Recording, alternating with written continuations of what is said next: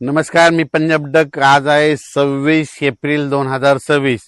तर शेतकऱ्याला एक अंदाज देणार आहे. मी माझ्या शेतामध्ये या ठिकाणाहून आता नेमका एप्रिल महिना आहे ना, आता नेमका आता पाऊस अवकाळी खूप पडला, काही भागात झाला आणि काही राहिला. तर आता शेतकऱ्याचा प्रश्न की हे आता उष्णतेची लाट कधीपर्यंत राहणार आहे. तर राज्यातल्या सर्व शेतकऱ्याला सांगू इच्छितो की राज्यामध्ये आता उद्या 27 एप्रिल पासून राज्यात चांगली तीव्र उष्णतेची लाट येणार आहे. काही ठिकाणी 40°, 41°, 42, 43, 45, काही ठिकाणी 47 आणि एखाद्या जिल्ह्यात मात्र 48° राज्यात उन्हाचा पारा जाणार आहे. म्हणून हा अंदाज सर्व शेतकऱ्यांनी लक्षात घ्यायचा. म्हणून राज्यातले सर्व शेतकऱ्याला सांगू इच्छितो की तुम्ही काय करा, आपण आपल्या पाळीव प्राण्याची, लहान मुलाची, वयोवृद्धाची काळजी घ्या.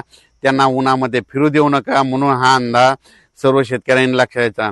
म्हणजे राज्यात सांगायचं झालं तर सध्या तरी आता 10-15 दिवस पावसाचं वातावरण नसणार आहे. म्हणून राज्यातल्या सर्व शेतकऱ्यांनी अंदाज लक्षात घ्यायचा.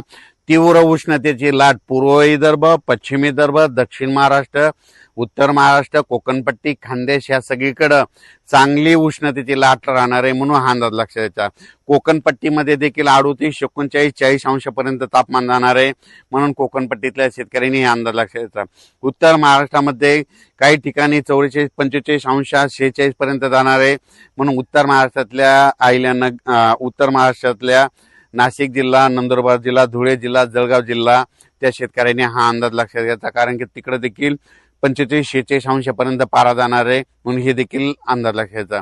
त्याच्यानंतर मराठवाड्यामध्ये परभणी जिल्हा, लातूर जिल्हा, बीड जिल्हा, जालना जिल्हा, संभाजीनगर, हिंगोली जिल्हा, धाराशिव जिल्हा, लातूर जिल्हा त्या सर्व शेतकऱ्याला सांगू इच्छितो की मराठवाड्यामध्ये देखील उन्हाचा पारा वाढत जाणार आहे. काही ठिकाणी 45° जाणार आहे. म्हणून ही अंदाज लक्षात घ्यायचा. आणि मराठवाड्यात देखील नांदेड जिल्ह्यात देखील एका दिवस समजा 47% पारा जाईल. म्हणून हे देखील मराठवाड्यातल्या शेतकऱ्यांनी अंदाज लक्षात घ्यायचा आणि स्वतःची काळजी घ्यायची.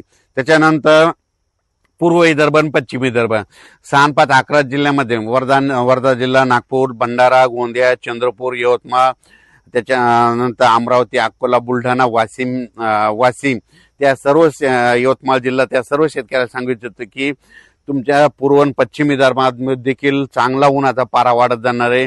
काही काही ठिकाणी 47° नोंद जाईल आणि एका जिल्ह्यामध्ये 48° पारा जाईल. म्हणून हा अंदाज देखील शेतकऱ्यांनी लक्षात द्यायचा.